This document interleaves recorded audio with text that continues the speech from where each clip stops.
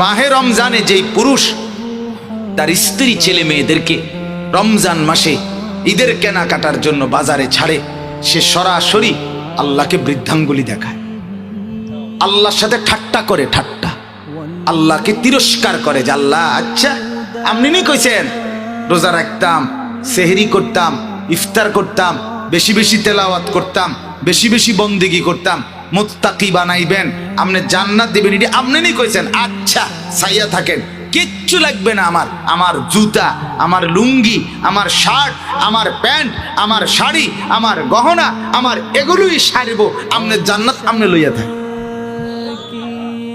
কি এটা বুঝায় না? এই বেয়াদব নাফরমান এই পুরুষ মহিলা এটা বুঝায় না আল্লাহকে? সে তো এটাই বুঝায় যে আমি আপনার আখেরাত দিয়ে আমি কি করব, আমার ফিন্দার জুতা নাই আমি জান্নাত দিয়ে করব কি, আমার ফ্যান লাগবে আমি জান্নাত কিনবো, নাউজুবিল্লাহ।